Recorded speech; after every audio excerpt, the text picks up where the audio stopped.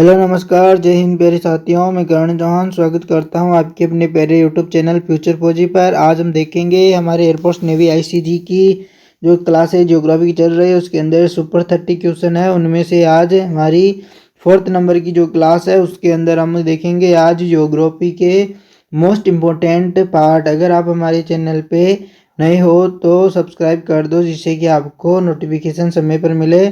और हमें अंत में बताना कि वीडियो कैसा लगा। अच्छा लगा तो लाइक करना, शेयर करना, सब्सक्राइब करना और अपने दोस्तों तक इसे ज़्यादा से ज़्यादा शेयर करना। तो हमें आप कमेंट बॉक्स में अंत में वीडियो देखना पूरा और बताना कि जो सुपर 30 क्वेश्चन है उनमें से आपको कितने मोस्ट क्वेश्चन लगे। और जो क्वेश्चन मैं आपको बताता हूँ होमवर्क के लिए या फिर कमेंट बॉक्स में आंसर देने के लिए, तो कृपया हमें कमेंट बॉक्स में बताइए, जिससे कि हमारी और आपकी जो रेगुलरिटी है वो रोजाना बनी रहे। अगर आप हमारे नए चैनल पर नए हो तो सब्सक्राइब कर लो।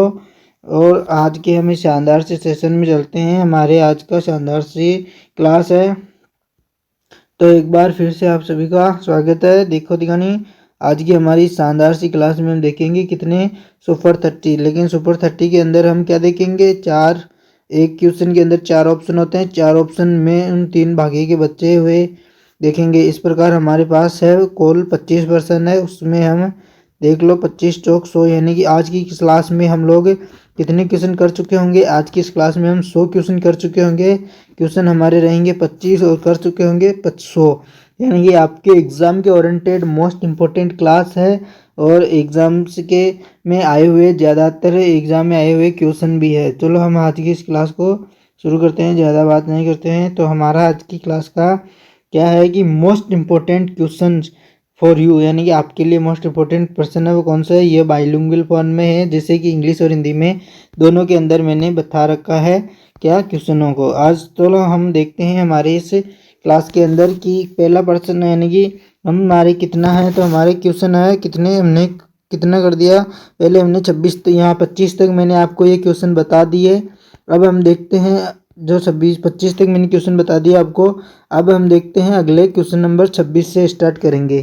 तो हम क्या करेंगे, 26 से इसको आज का हमारे सेशन को शुरू करेंगे। तो आज का हमारा 26 नंबर का जो क्वेश्चन है वह क्या है, हम देखेंगे क्या है कि क्षेत्रफल के अनुसार विश्व का सबसे बड़ी मीठे पानी की, यानी कि क्षेत्रफल के अनुसार विश्व की सबसे बड़ी मीठे पानी की जो झील है वह कौन सी है। क्वेश्चन नंबर 26 का यहाँ पर राइट आंसर क्या होगा, विक्टोरिया झील है, सुपीरियर झील है, या फिर बेकाल झील है, या फिर टांगानिका झील है। तो क्वेश्चन नंबर हमारे 26 का यहाँ पे राइट आंसर क्या होगा, तो आप क्या बताओगे क्वेश्चन नंबर 26 का।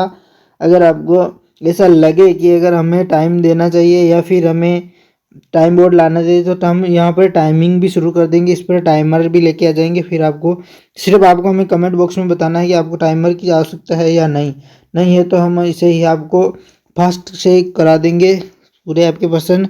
और एग्ज़ाम के ओरिएंटेड भी मोस्ट इम्पोर्टेंट है, इसलिए आप सभी को इन प्रश्नों को करना बहुत ज़रूरी है।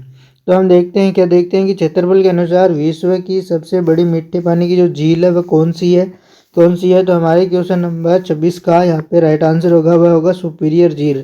यानी कि सुपीरियर झील क्या है, विश्व की सबसे बड़ी मीठे पानी की झील है। हमने ये आपको क्वेश्चन करा रखा है क्या है, तो सुपीरियर झील हमारे सबसे बड़ी मीठे पानी की झील है। तो कौन सी है, तो वह सुपीरियर झील है। इसका राइट आंसर क्या होगा, तो वह सुपीरियर झील होगा, यानी कि ऑप्शन बी इसका राइट आंसर होगा। अब हम देखते हैं बाकी, मैंने कहा था ना कि बाकी 3 ऑप्शनों के बारे में मैं इसी वीडियो के अंदर चर्चा करूंगा आपसे। जैसे कि विक्टोरिया झील क्या है, विक्टोरिया अफ्रीका की सबसे बड़ी झील है। अब क्वेश्चन पूछा जा सकता है कि अफ्रीका की सबसे बड़ी झील कौन सी है, तो वह विक्टोरिया है। दुनिया की सबसे गहरी झील है, दुनिया की सबसे गहरी झील कौन सी है, तो वह बेकाल झील है। कौन सी है, तो बेकाल झील, लेक बेकाल है। और जो अगला है कि वो क्या है कि जो टांगानिका क्या है, दुनिया की सबसे लंबी झील। देखो सबसे गहरी झील के पूछे तो वह बेकाल झील है, अगर लंबी पूछे तो वह टांगानिका है, टांगानिका। और अफ्रीका की सबसे बड़ी झील कौन सी है, तो विक्टोरिया। हमारे क्वेश्चन 26 का यहाँ पे राइट आंसर क्या होगा कि विश्व की सबसे बड़ी मीठे पानी की झील कौन सी है, तो वह सुपीरियर झील यहाँ पे हमारा इसका राइट आंसर है। तो हम देखते हैं अब हमारा अगला क्वेश्चन है 27 नंबर का क्वेश्चन है। क्वेश्चन नंबर 27, क्वेश्चन नंबर 27 क्या कहता है कि which mountain range separates Europe and Asia, यानी कि क्या मतलब है कि यूरोप और एशिया को अलग करने वाली पर्वतमाला कौन सी है। तो आप क्या बताओगे, क्वेश्चन नंबर 27 का हमारा यहाँ पे जो राइट आंसर होगा वह क्या होगा, यूरोप और एशिया को अलग करने वाली पर्वतमाला है वह कौन सी है। आल्प्स पर्वत है, एंडीज पर्वत है, या यूराल पर्वत है, या फिर रॉकीज पर्वतमाला है। तो क्वेश्चन नंबर हमारे 27 का यहाँ पे राइट आंसर क्या होगा। तो आप हमें क्या बताओगे कमेंट बॉक्स में इसका राइट आंसर। यूरोप और एशिया को अलग करने वाली पुर्तगाल यानी कि पर्वतमाला, सॉरी पुर्तगाल नहीं है, पर्वतमाला कौन सी है, तो वह कौन सी है क्वेश्चन नंबर 27 का, तो वह यूराल है। यूराल पर्वतमाला किसको अलग करती है, तो यूरोप और एशिया को अलग करने वाली कौन सी पर्वतमाला है, तो वह कौन सी है, तो वह यूराल पर्वत है।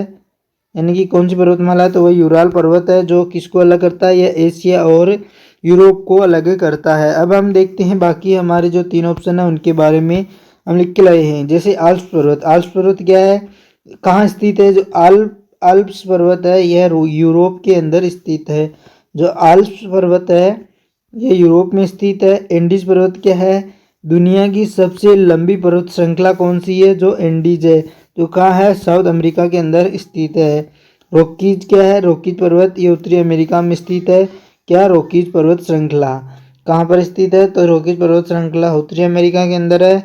और जो एंडीज पर्वत श्रृंखला है वो दुनिया की क्या है, सबसे लंबी पर्वत श्रृंखला है। और आल्प्स पर्वत यूरोप में स्थित है। जबकि हमारा क्वेश्चन 27 क्या है कि यूरोप और एशिया को अलग करने वाली पर्वतमाला कौन सी है, तो वह यूराल पर्वतमाला है। तो अब देखते हैं हमारे क्वेश्चन नंबर 28 का। यहाँ पे अगला क्वेश्चन हमारा 28 यानी कि 28 नंबर का हमारा जो क्वेश्चन है वह क्या है। क्वेश्चन नंबर 28 है कि the main case of tedious, यानी कि ज्वार-भाटा का जो मुख्य कारण है वह क्या है। मैंने क्लास में जब मैं क्लास ले रहा था मैं इनके बारे में सभी के बारे में बताया था। किसके बारे में, जो ज्वार-भाटा क्या होता है, सूर्य ग्रहण, यानी कि ज़्यादातर चीज़ें मैंने बता रखी है क्लासों के अंदर। अगर आपको कुछ नया लगे तो वो नोट कर लेना, जो कि इम्पोर्टेंट भी है आपके लिए। तो वाइंड हवा यानी कि हवा, जो ज्वार-भाटा का मुख्य कारण क्या है, हवा है, या पृथ्वी का घूर्णन है, या चंद्रमा का गुरुत्वाकर्षण है, या फिर सूर्य की ऊष्मा है। तो क्वेश्चन नंबर हमारे 28 का यहाँ पे राइट आंसर क्या होगा। क्वेश्चन नंबर 28 का यहाँ पे राइट आंसर क्या होगा, तो हमारे क्वेश्चन नंबर 28 का यहाँ पे राइट आंसर होगा वो होगा चंद्रमा का गुरुत्वाकर्षण के कारण क्या होता है, ज्वार-भाटा होता है।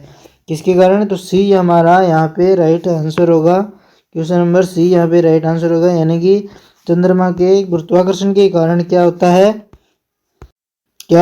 गुरुत्वाकर्षण, चंद्रमा का गुरुत्वाकर्षण के कारण होता है ज्वार-भाटा। क्या होता है, तो ज्वार-भाटा होता है। अगला हम बाकी हमारी जो 3 चीज़ें, जैसे हवा, इसे समुद्र में लहरें बनती है। हवा से क्या होता है, हवा से होता है समुद्र के अंदर लहरों का बनना। किसका, समुद्र के अंदर लहरों का बनना, वह किसके कारण होता है, तो वह होता है हवा के कारण। यानी कि अगर पृथ्वी घूर्णन करेगी, पृथ्वी का अगर घूर्णन होगा तो इसे क्या होगा, इसे रात दिन होते हैं। सूर्य की ऊष्मा क्या है, इसे जल वाष्प बनता है। किससे, तो सूर्य की ऊष्मा से क्या बनता है, जल वाष्प बनता है। अब देखते हैं हमारा अगला क्वेश्चन नंबर 29। क्वेश्चन नंबर 29 क्या कहता है, क्वेश्चन नंबर 29 कहता है विश्व में सबसे लंबा तट रेखा किस देश की है। यानी कि विश्व की जो सबसे लंबी, which country has the longest coastline in the world, यानी कि विश्व में सबसे लंबा तट रेखा किस देश की है। जैसे रूस की है, या कनाडा की है, या फिर ऑस्ट्रेलिया की है, या अमेरिका की है। तो क्वेश्चन नंबर 29 का हमारा यहाँ पे जो राइट आंसर होगा वह क्या होगा। क्वेश्चन नंबर 29 का यहाँ पे राइट आंसर होगा वह होगा किसका, तो विश्व की जो सबसे लंबी तटरेखा है वह किसकी है, तो वह कनाडा की है। यानी कि हमारा ऑप्शन बी यहाँ पे राइट आंसर होगा। अब हम देखते हैं बाकी के बारे में, जैसे कि रूस क्या है, यह दुनिया का सबसे बड़ा देश है। क्या, रूस दुनिया का सबसे बड़ा देश है, दुनिया का सबसे बड़ा देश है। और जो कनाडा के बारे में देख लिया कि सबसे लंबी तटरेखा किस देश की है विश्व में, तो वह कनाडा की है। ऑस्ट्रेलिया क्या है, ये एक महाद्वीप और देश दोनों है।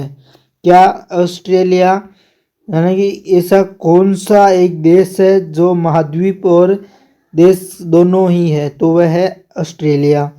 यूएसए क्या है? क्षेत्रफल में चौथे स्थान पर क्या है? USA, United state, union state America, United state है ये, यूएसए।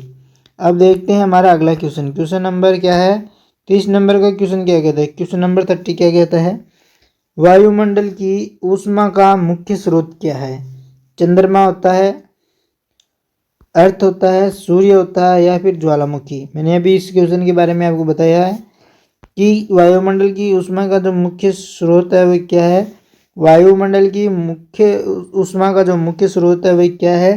तो क्वेश्चन हमारे 30 का यहाँ पे जो राइट आंसर होगा वह होगा सी, यानी कि किसके कारण जो ऊष्मा निकलती है, तो उस सूर्य के कारण। ये सभी को मालूम है कि सूर्य के कारण क्या होता है? ऊष्मा होती है।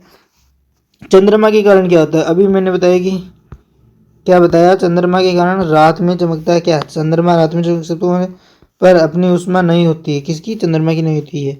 पृथ्वी ऊष्मा सोखती है और उत्सर्जित करती है। क्या करती है? ऊष्मा के बारे में पूछा है तो हम ऊष्मा के बारे में आंसर उसके अनुसार देंगे। जो ज्वालामुखी है वह आंतरिक ऊष्मा का स्रोत है। ज्वालामुखी क्या है? आंतरिक ऊष्मा का स्रोत है।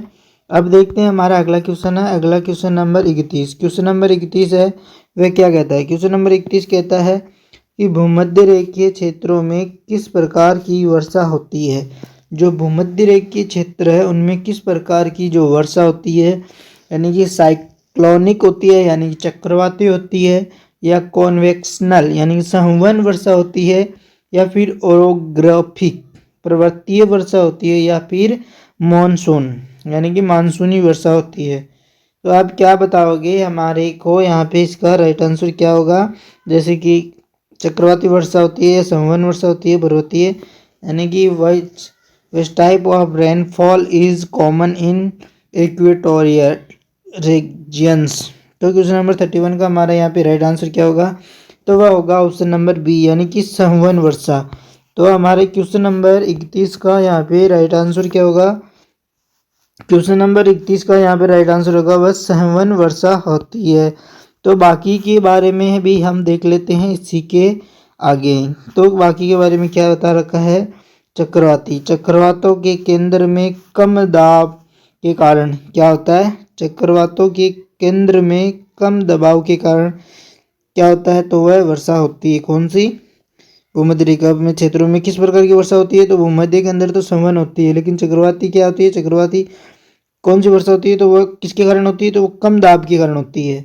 पर्वतीय, जब हवा पहाड़ों से टकराकर ऊपर उठती है, जब हवा पहाड़ों से टकराकर ऊपर उठती है तब होती है क्या? पर्वतीय वर्षा। मानसूनी वर्षा क्या होती है? मौसमी हवाओं के कारण जैसे भारत के अंदर चलती है। क्या? मानसूनी, यानी कि किस किस मौसम में कौन सी वर्षा होनी होती है, यह इसके बारे में बता रखा है। अब देखते हैं हमारा अगला क्वेश्चन। अगला क्वेश्चन है क्वेश्चन नंबर 32। विश्व का सबसे बड़ा डेल्टा कौन सा है?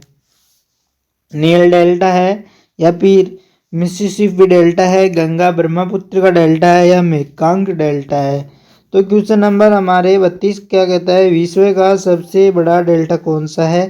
नील delta, Mississippi delta, Ganga Brahmaputra delta, या मेकांग डेल्टा? तो क्वेश्चन नंबर 32 का हमारा यहाँ पे जो राइट आंसर होगा वह क्या होगा? तो इसका राइट आंसर होगा वह होगा सी, यानी सी क्या है कि ब्रह्मपुत्र, नहीं, गंगा ब्रह्मपुत्र का सबसे बड़ा डेल्टा है। तो क्वेश्चन नंबर सी हमारे 32 का यहाँ पे राइट आंसर होगा, यानी कि गंगा और ब्रह्मपुत्र का जो डेल्टा है वह सबसे बड़ा डेल्टा है। बाकी डेल्टाओं के बारे में भी हम देख लेते हैं इसके बारे में कि क्या क्या दे रखा है। जैसे कि नील डेल्टा चापाकार डेल्टा का उदाहरण है। नील डेल्टा किस प्रकार की डेल्टा का उदाहरण है? तो चापाकार का, आर्क्यूएट का। मिसिसिपी, यह पक्षी के पंजे जैसा डेल्टा है। कौन सा? मिसिसिपी। मेकांग डेल्टा के बारे में क्या बताता है? यह वियतनाम में स्थित है। तो मेकांग डेल्टा है वह कहाँ स्थित है? वह यह वियतनाम में स्थित है। कौन सा? तो मेकांग डेल्टा। अब देखते हैं हमारा क्वेश्चन नंबर 33, यानी कि 33 नंबर का हमारा जो 33वां क्वेश्चन है वह क्या कहता है? क्वेश्चन नंबर 33 क्या कहता है? क्वेश्चन नंबर 33, वायुमंडल की कौन सी परत में ओजोन पाई जाती है? ट्रोपोस्फेयर यानी सौर मंडल में, स्ट्रेटोस्फेयर यानी समताप मंडल में, मेसोस्फेयर यानी मध्य मंडल में, या फिर एटमॉस्फेयर यानी कि ताप मंडल में। तो क्वेश्चन नंबर हमारे 33 का यहाँ पे राइट आंसर क्या होगा? क्वेश्चन 33 का यहाँ पे राइट आंसर क्या होगा? क्वेश्चन 33 है वायुमंडल की कौन सी परत में ओजोन पाई जाती है? तो क्वेश्चन 33 का हमारा यहाँ पे जो राइट आंसर होगा वह होगा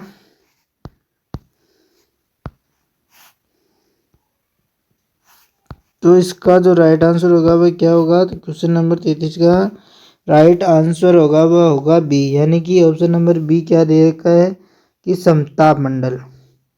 समताप मंडल इसका क्या राइट आंसर है? किसका? क्वेश्चन नंबर 33 का। क्वेश्चन नंबर 33 में हमने इसका राइट आंसर लगा देते हैं यहाँ पे। क्वेश्चन नंबर 33 का राइट आंसर बी, यानी कि समताप मंडल में क्या पाई जाती है? तो ओजोन पाई जाती है। ओजोन परत कहाँ पाई जाती है? तो समताप मंडल में। बाकी के जैसे कि सौर मंडल क्या है? सौर मंडल सबसे निचली परत है। मौसम बदलता है किसमें?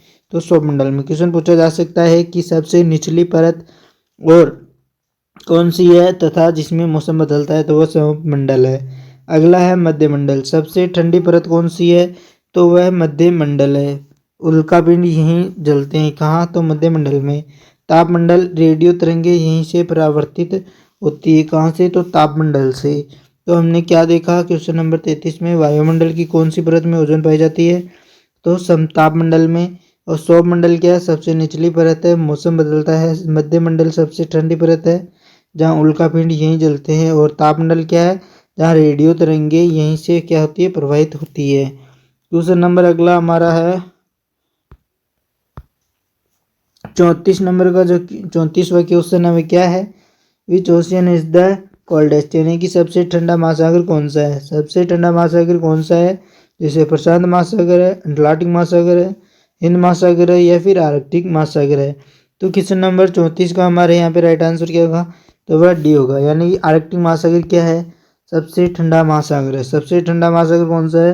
तो वह आर्कटिक महासागर है। जैसे हम ज़्यादातर क्लासों में आपको बताते आ रहे हैं कि प्रशांत महासागर क्या सबसे बड़ा महासागर है, अटलांटिक महासागर और हिंद महासागर ऐसा महासागर है। अटलांटिक के बारे में यानी कि अटलांटिक के बारे में नहीं बता रहा हूँ। हिंद महासागर में, हिंद महासागर एक ऐसा महासागर है जो किसी देश पे रखा है, जैसे कि हमारे हिंदुस्तान पे रखा गया नाम है हिंद महासागर। एक ऐसा महासागर क्वेश्चन पूछा जा सकता है।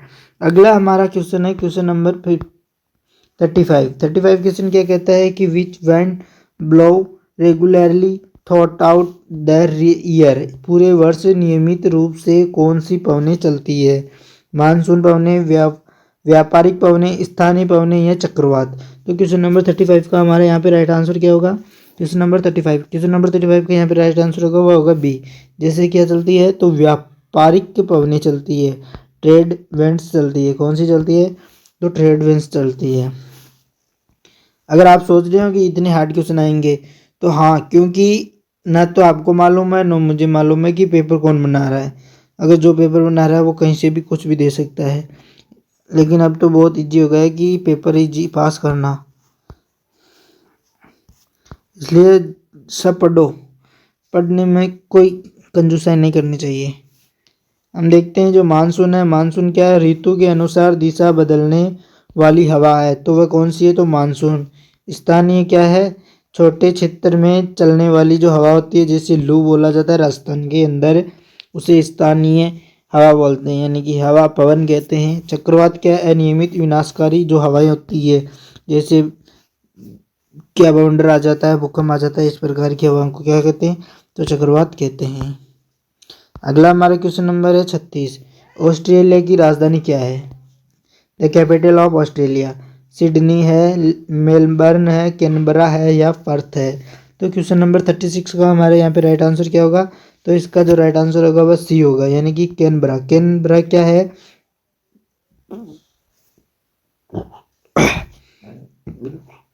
तो कैनबरा क्या है? कैनबरा है ऑस्ट्रेलिया की राजधानी। ऑस्ट्रेलिया की जो राजधानी है वह कौन सी है? तो वह कैनबरा ऑस्ट्रेलिया की राजधानी है। बाकी के बारे में देख लो क्या है कि ये ऑस्ट्रेलिया के बड़े शहर है। कौन कौन से? जैसे सिडनी, मेलबर्न और पर्थ। ये क्या है? जैसे सिडनी, मेलबर्न, पर्थ, ये क्या है? ये ऑस्ट्रेलिया के बड़े शहर और बंदरगाह है। कौन कौन से? सिडनी, मेलबर्न और पर्थ। जबकि कैनबरा क्या है? कैनबरा ऑस्ट्रेलिया की राजधानी है। अब देखते हैं हम कुछ अलग अलग, यानी कि विश्व की सबसे लंबी पर्वतमाला कौन सी है? अभी हमें बताया कि हिमालय है, एंडीज है, रॉकीज है या फिर आल्प्स पर्वत है। तो हमने इसी क्लास के अंदर हमारा फर्स्ट पर्सन ही था, यानी कि 26वां प्रश्न ही था कि जो विश्व की सबसे लंबी पर्वतमाला कौन सी है, तो वह कौन सी थी, यानी कि कौन सी बताई मैंने, तो वह सबसे लंबी। क्वेश्चन नंबर 38 का हमारे यहाँ पे राइट आंसर क्या बताया, तो वह एंडीज पर्वतमाला है। विश्व की सबसे लंबी पर्वतमाला कौन सी है, तो वह एंडीज पर्वतमाला है। तो क्वेश्चन नंबर हमारा बी यहाँ पे, क्वेश्चन नंबर 38 का यहाँ पे बी राइट आंसर होगा। बाकी की बारे में हम देख लेते हैं। हमने जैसे कि बता रखा है कि जो हिमालय है, हिमालय क्या है? यह सबसे ऊंची श्रृंखला है। किसकी? विश्व की सबसे ऊंची श्रृंखला कौन सी है? सबसे ऊंची पर्वत श्रृंखला कौन सी है, तो वह हिमालय है। जो रॉकीज है वह क्या कहाँ स्थित है? यह उत्तर अमेरिका में स्थित है। जो आल्प्स पर्वत है, जो आल्प्स पर्वत है वह यूरोप के अंदर स्थित है। क्या कहाँ स्थित है? ये आल्प्स पर्वत यूरोप के अंदर है। आपके लिए ये हिमालय सबसे ऊंची पर्वत श्रृंखला, ये इंपॉर्टेंट है। अब हम देखते हैं हमारा अगला क्वेश्चन नंबर 39। क्वेश्चन नंबर 39 यानी कि 39। क्वेश्चन नंबर 39 क्या कहता है कि वायुदाब मापने का जो यंत्र है वह कौन सा है? जैसे थर्मामीटर है, बैरोमीटर है, हाइग्रोमीटर है या एनीमोमीटर है। तो क्वेश्चन नंबर हमारे यहाँ पे 39 का राइट आंसर क्या होगा? क्वेश्चन नंबर 39 का है राइट आंसर होगा वह क्या होगा? वायुदाब को किससे मापा जाता है, तो वह मापा जाता है किससे? बैरोमीटर से। बैरोमीटर से क्या मापा जाता है, तो उसे बैरोमीटर से वायुदाब मापा जाता है, और थर्मोमीटर से तापमान मापा जाता है, हाइग्रोमीटर से और एनीमोमीटर से क्या मापा जाता है। अब इसके बारे में हमें कमेंट बॉक्स में बताओगे। तो अब देखते हैं हम किसके बारे में, तो हम देखते हैं अगला क्वेश्चन 14। क्वेश्चन नंबर 14 है 40वां नंबर। बंगाल का शोक किस नदी को कहा जाता है? यानी दामोदर नदी को, हुगली नदी को, गंगा को या तीस्ता को। बंगाल का जो शोक है वह किस नदी को कहा जाता है? तो हमारे 14 नंबर के क्वेश्चन को आप का राइट आंसर क्या बताओगे? कमेंट बॉक्स में इसका राइट आंसर बताओ। जैसे कि इसका जो राइट आंसर होगा वह क्या होगा? क्वेश्चन नंबर यहाँ पे दामोदर नदी को क्या कहा जाता है? बंगाल का शोक कहा जाता है। शोक माने तो दुख, यानी कि बाढ़ आना, ज़्यादा पानी एकत्रित हो जाता है किसमें? तो बंगाल के अंदर। किसके कारण आता है? दामोदर नदी को ही बंगाल का क्या कहा जाता है? शोक कहा जाता है। अगला जैसे कि हुगली, हुगली को क्या कहते हैं? हुगली नदी क्या है? हुगली कोलकाता का प्रमुख जलमार्ग है। क्वेश्चन पूछा जा सकता है कि कोलकाता का प्रमुख जलमार्ग कौन सा है, तो वह हुगली नदी है। और गंगा क्या है? गंगा भारत की जीवन रेखा है, यानी कि भारत की प्रमुख नदी, सबसे लंबी नदी। गंगा की जो लंबाई है वह कितनी है? 25 किलोमीटर है, यानी 2525 किलोमीटर। तीस्ता क्या है? तीस्ता कहाँ है? तो यह सिक्किम और बंगाल की नदी है। कौन सी? तो तीस्ता नदी सिक्किम और बंगाल की नदी है। तो क्वेश्चन नंबर हमारे 40 का राइट आंसर क्या हुआ? तो क्वेश्चन नंबर 40 का बंगाल का शोक किस नदी को कहा जाता है? तो वह दामोदर नदी को। अब हम देखते हैं हमारा अगला क्वेश्चन, क्वेश्चन नंबर 41। ग्रेनाइट किस प्रकार की शैल है? अवसादी, कायांतरित, आग्नेय या ज्वालामुखी राख। क्या है? क्वेश्चन है ग्रेनाइट किस प्रकार की शैल है, यानी कि granite which type of rock is granite. किस प्रकार की शैल है, तो किसकी है, तो आप बताओगे। क्या बताओगे? क्वेश्चन नंबर 41 का यहाँ पे राइट आंसर होगा वह क्या होगा? आग्नेय, यानी इग्नेनस। इग्नेनस इस प्रकार की क्या है? ग्रेनाइट है। अब देखते हैं हमारे अगला क्वेश्चन। बाकी की जो पढ़ते हैं, बाकी की जो चीज़ें हैं उनके बारे में भी देख लेते हैं इसी के बारे में।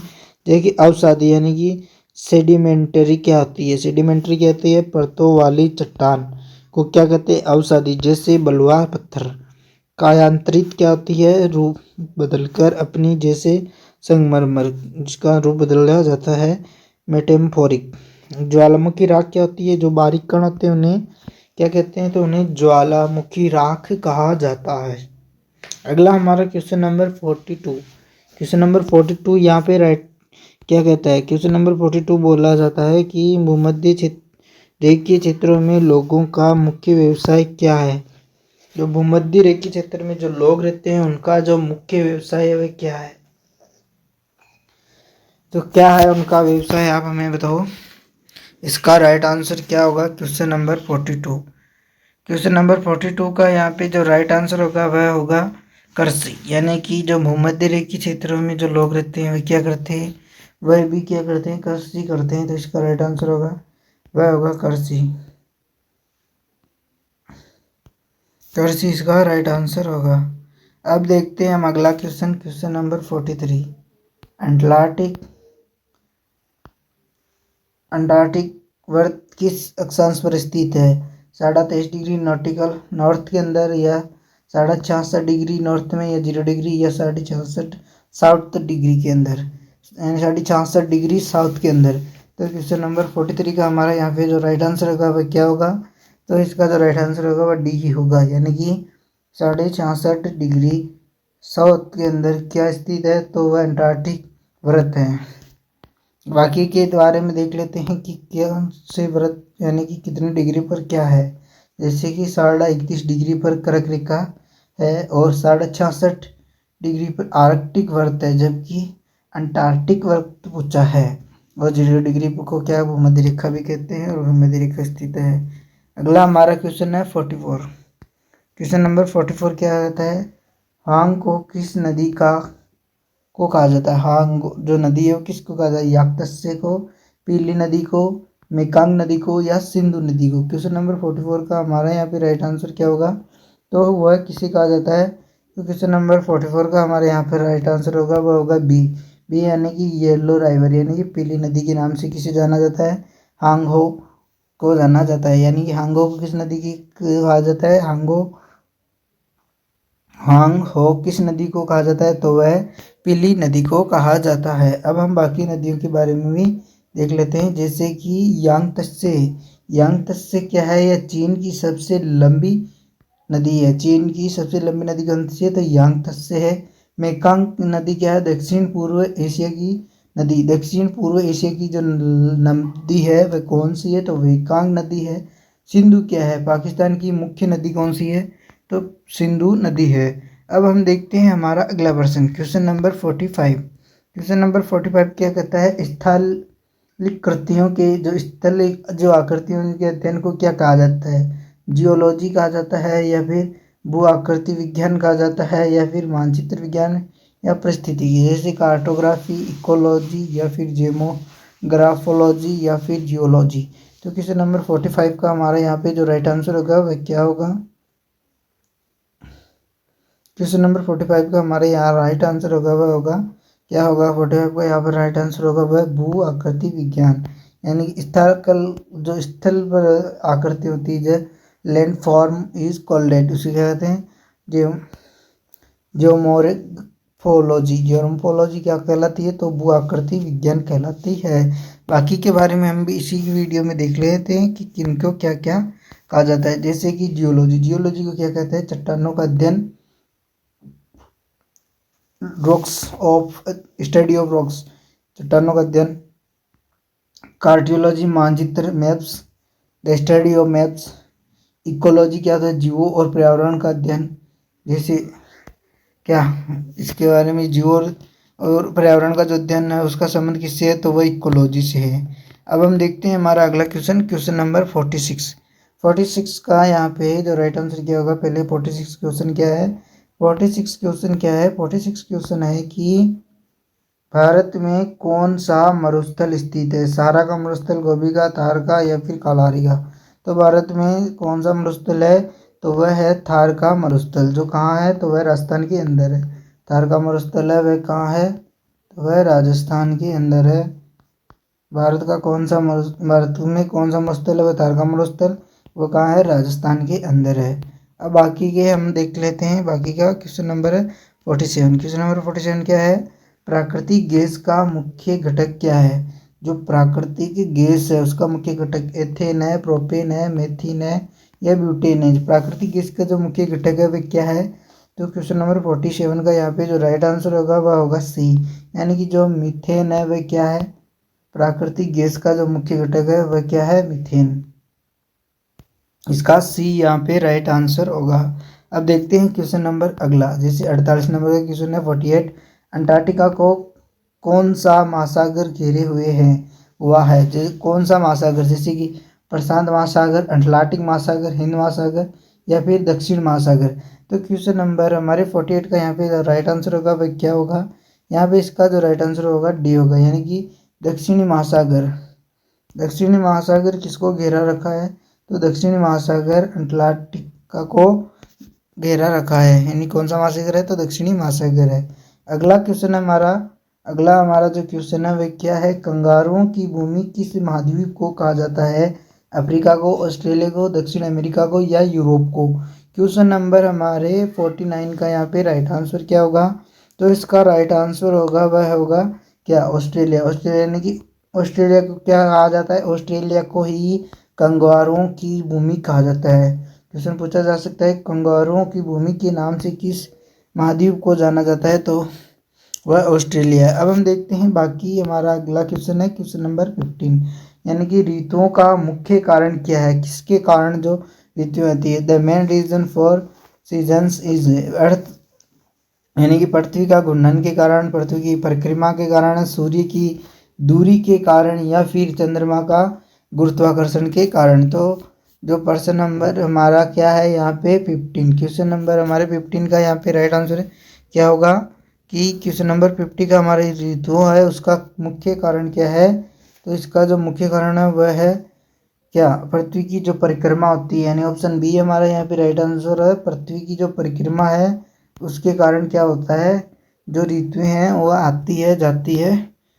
बाकी के बारे में देखते हैं, जैसे कि क्या बाकी तीन ऑप्शन है, बाकी तीनों ऑप्शनों के बारे में भी इस वीडियो में हम चर्चा कर रहे हैं।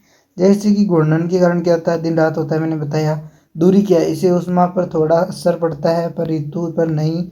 गुरुत्वाकर्षण ज्वार भाटा के लिए है, यानी कि बताया था ना कि जो ज्वार भाटा किसके कारण होता है? चंद्रमा का जो गुरुत्वाकर्षण होता है उसके कारण ज्वार भाटा होता है। और ऋतुओं का मुख्य कारण क्या है? तो वह होती है पृथ्वी की परिक्रमा। तो हमारा क्वेश्चन नंबर 51, आप टेंशन मत कर लेना, क्वेश्चन 55 ही है, ज़्यादा नहीं है, छोटी क्लास बनाऊंगा आज। ग्रैंड कैनियन किस नदी द्वारा बना है? जो ग्रैंड कैनियन है वह किस नदी द्वारा बना है? वह कौन सी नदी द्वारा बना है? क्या grand canyon which राइवर from the grand canyon किस नदी से द्वारा बना है? मिसिसिपी से बना है, कोलोराडो से बना है, अमेजन से या फिर नील नदी से? तो ग्रेट कैनियन बना है वह किस नदी से बना है? तो वह बना है ऑप्शन नंबर हमारा यहाँ पे बी राइट आंसर होगा। ऑप्शन नंबर बी इसका राइट आंसर होगा, यानी कि वह कौन सी नदी से बना है? तो वह कोलोराडो, यानी कि कोलोराडो नदी से बना है। क्या क्वेश्चन नंबर 51 का यहाँ बी राइट आंसर होगा। बाकी नदियों के बारे में हम इसी के अंदर देख लेते हैं, बाकी नदियों के बारे में, जैसे कि मिसिसिपी। मिसिसिपी क्या है? मिसिसिपी, एक मिनट, मिसिसिपी अमेरिका की सबसे बड़ी नदी है। अमेजन क्या है? दुनिया की सबसे बड़ी नदी कौन सी है? तो वह अमेजन नदी है। नील नदी क्या है? दुनिया की सबसे बड़ी, सबसे लंबी, बड़ी नहीं सबसे लंबी, दुनिया की सबसे लंबी नदी तो नील नदी है। ये तो बहुत इम्पोर्टेंट से इम्पोर्टेंट, यानी कि ट्रिपल स्टार मान लो इन्हें तो। यानी कि मिसिसिपी क्या है? अमेरिका की सबसे बड़ी नदी। ये याद रहे ना रहे, लेकिन अमेजन और नील नदी के बारे में याद रखना, क्योंकि ज़्यादातर लोग इन्हीं दो बातों में कंफ्यूज होते हैं कि दुनिया की सबसे लंबी नदी है तो वह नील नदी, और सबसे बड़ी है तो वह कौन सी है? तो वह अमेजन नदी है। इसके बारे में आपको ज़्यादातर याद रखना है। अब देखते हैं हम हमारा अगला question, question number 52। Question number 52 में क्या दे रखा है? क्वेश्चन नंबर 52 में सबसे कम जनसंख्या वाला महाद्वीप कौन सा है? यूरोप, ऑस्ट्रेलिया, अंटार्कटिका या दक्षिण अमेरिका? क्वेश्चन नंबर 52 का हमारा यहाँ पे राइट आंसर होगा वह क्या होगा? तो वह इसका जो राइट आंसर होगा वह क्या होगा? बताओ हमें कि यूरोप होगा, ऑस्ट्रेलिया होगा या अंटार्कटिका होगा या दक्षिण अमेरिका? तो इसका जो राइट आंसर होगा वह होगा सी, यानी कि अंटार्कटिका इसका राइट आंसर होगा। सी इसका राइट आंसर होगा। तो क्वेश्चन नंबर 52 का यहाँ पे राइट आंसर होगा अंटार्कटिका। अंटार्कटिका ही क्या है? सबसे कम जनसंख्या वाला महाद्वीप है। बाकी महाद्वीप क्या है कि सबसे अधिक आबादी वाला कौन सा है? तो हमें क्वेश्चन पूछा जा सकता है, अगर ये क्वेश्चन पूछ लिया कि सबसे कम जनसंख्या वाला कौन सा है, तो सबसे ज़्यादा वाला पूछा जाता है, तो ये सबसे ज़्यादा वाला पूछा भी जा सकता है। तो वह यूरोप कौन सा है, तो वह यूरोप है। क्या है, सबसे अधिक जनसंख्या वाला राज्य है, तो यह कौन सा, तो यूरोप है। ऑस्ट्रेलिया क्या है, यह कम आबादी वाला पर अंटार्कटिका से ज़्यादा है। ऑस्ट्रेलिया क्या है, अंटार्कटिका से ज़्यादा कम आबादी वाला है। दक्षिण अमेरिका क्या है, घनी आबादी वाले वन क्षेत्र, घनी आबादी वाले जो वन क्षेत्र है वो कौन सा है, तो दक्षिण अमेरिका। अगला हमारा क्वेश्चन है 53वां, समान वर्षा वाले स्थानों को जोड़ने वाली रेखा क्या कहलाती है। यानी एक समान जो वर्षा होती है उसको जोड़ने वाले स्थानों को जो समान वर्षा है, समान वर्षा वाले स्थानों को जोड़ने वाली रेखा क्या कहलाती है। The imaginary line joining places of equal rainfall is, वो क्या कहलाती है, समताप रेखा कहलाती है, समवर्षा रेखा कहलाती है, समदाब रेखा कहलाती है, या समसूर्य रेखा। तो इसका क्वेश्चन नंबर 53 का यहाँ पे राइट आंसर क्या होगा, तो क्वेश्चन 53 का यहाँ पे राइट आंसर होगा वह होगा समवर्षा रेखा कहलाती है।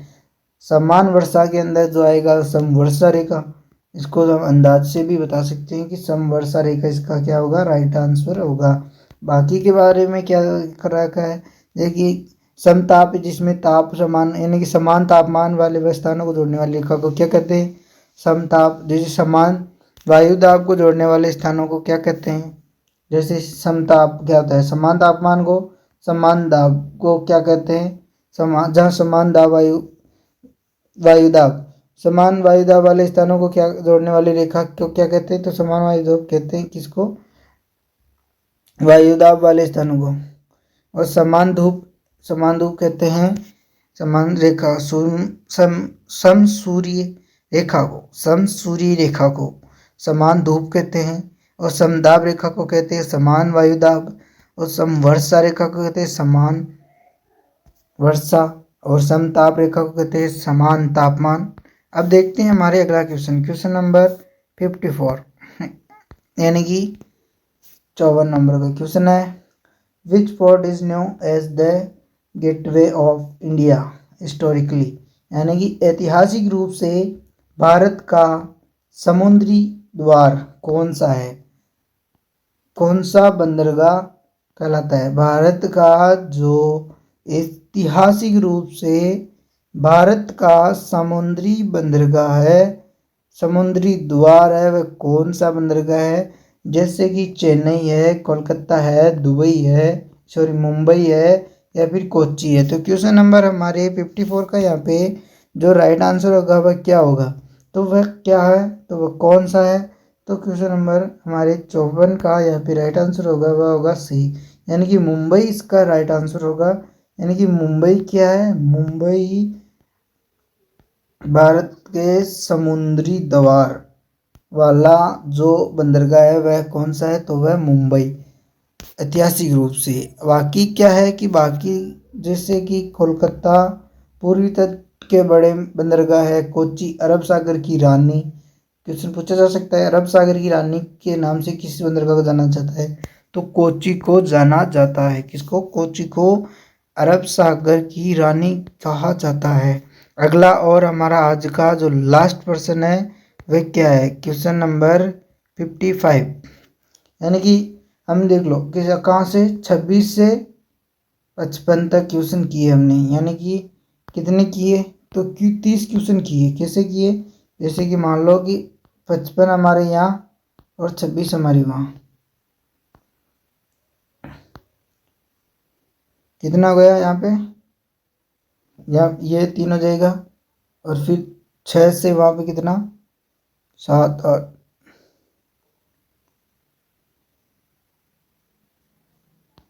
यानी इसके हिसाब से हमने किए 39%। तो इतने, तो 39% हमारे 39 के साथ में बाकी के हमने प्रश्नों के बारे में छोटे मोटे जो 3 ऑप्शन है उनके बारे में भी तो बता रखा है इसके अंदर। इसी प्रकार हमारा जो अगला क्वेश्चन और लास्ट क्वेश्चन है वह क्या है, दक्षिण गंगा किस नदी को कहा जाता है, कृष्णा को, गोदावरी को, कावेरी को, या तुंगभद्रा को। दक्षिण की जो गंगा है वह किस नदी को कहा जाता है, दक्षिण की गंगा, यानी कि यह दक्षिण है, यहाँ पे उत्तर पूर्व और उत्तर पूर्व है, और यह पश्चिम में जाए तो यह दक्षिण, यानी कि जो दक्षिण की जो गंगा है वह कावेरी कौन सी है, तो वह गोदावरी नदी है। क्वेश्चन नंबर हमारे 55 का यहाँ पे राइट आंसर क्या होगा, तो वह गोदावरी नदी। गोदावरी नदी भी क्या है, सबसे पुरानी नदी है, इसलिए इसे पुरानी गंगा के नाम से भी जाना जाता है, किसे, गोदावरी नदी को। तो क्वेश्चन नंबर हमारे 55 तक के हमने आज यहाँ पर कंप्लीट कर लिए। अब इसी प्रकार हम आगे और क्वेश्चन लाएंगे। लगभग हम इस क्लासों के अंदर बस 200 क्वेश्चन ज्योग्राफी के कराएंगे। हमने 200 क्वेश्चन किसके, 200 क्वेश्चन हमने इसके करा दिए हिस्ट्री के, इससे करके 400 क्वेश्चन हमने करा दिए, और 600 क्वेश्चन के लगभग, या फिर हो सकता है कि 300 350 लगभग हम पॉलिटी के सारे क्वेश्चन एक साथ में ही करा देंगे एक ही शॉर्ट वीडियो के अंदर। और फिर हमारा स्टैटिक ही बचेगा, जो स्टडी की मैं इसी प्रकार क्लास लेता रहूँगा। अब हम 25% या 50% ऐसे लगाते रहेंगे, जिससे कि आपको भी पूरी कंप्लीट रिवीजन हो जाए, प्रैक्टिस हो जाए। ज़्यादा इम्पोर्टेंट है आपको जो MCQs लगाना है, ये क्लासें लगानी है, ये भी आपके लिए बहुत इम्पोर्टेंट क्लासें हैं। तो हमें आप बताना कि आज की आपको वीडियो कैसा लगा, हमारे आज के क्वेश्चन कैसे लगे, कितने शानदार शानदार से क्वेश्चन आए। अगर आपको किसी भी प्रकार का कोई भी डाउट हो तो हमें कमेंट बॉक्स में बताना और अपना रिव्यू देना। हमें आपकी हमारी आप आज की क्लास जो आपको कैसी लगी, अच्छी लगी तो लाइक करना, शेयर करना, सब्सक्राइब करना और अपने दोस्तों तक इसे भी शेयर करना। पूरा वीडियो देखने के बाद ही आप डिसाइड करो कि वीडियो में या क्लास के अंदर हम कितने शानदार शानदार से कंटेंट ला रहे हैं, कितने शानदार से क्वेश्चन ला रहे हैं। अगर आप उनका उत्तर दे रहे हो तो ठीक है, अगर आप हमारे लिए भी बहुत ही शानदार क्वेश्चन के आपको मालूम है जैसे कि हम कितने शानदार प्रश्न ला रहे हैं, उनके उत्तर दे रहे हो तो ठीक, आप एकदम करेक्ट मार्ग पर चल रहे हो। जैसे वो कहता है ना कि जो सफलता है वह एक दिन में नहीं मिलती, लेकिन एक दिन ज़रूर मिलती है, और वो एक दिन पाने के लिए क्या करना पड़ता है, ऐसे ही जो हमारी क्वेश्चन है, क्लासें हैं, वो लेनी पड़ती है उस एक दिन के लिए। क्या कि जो सफलता है वो एक दिन नहीं मिलती, लेकिन एक दिन ज़रूर मिलती है। तो आप हमें बताना कि आज की क्लास कैसी लगी, अच्छी लगी तो लाइक करना, शेयर करना, सब्सक्राइब करना, और हमारे चैनल पर नए हो तो हमें सब्सक्राइब कर लो, जिससे कि हमें भी मोटिवेशन मिले और आपको भी हम रेगुलर क्लास से अपलोड करते रहें। अब हम देखेंगे कल हमारी अब देखेंगे हमारी क्लास 5 के अंदर हम 55 से आगे के बाकी, यानी कि 55 से आगे के क्वेश्चन देखेंगे अगली क्लास के अंदर। इसी थैंक यू, जय हिंद, जय भारत। हम चलते हैं, आज की क्लास क्या थोड़ी ज़्यादा बड़ी हो गई। आपको हमारी जो स्पीड है वह कैसी लगी, यानी कि ज़्यादा है या कम है या ठीक है, इसके बारे में हमें कमेंट बॉक्स में बता देना। अगर किसी भी प्रकार का कोई भी डाउट हो तो कमेंट बॉक्स में बताना, मैं देख के आपको उसका रिप्लाई देने की कोशिश भी करूँगा।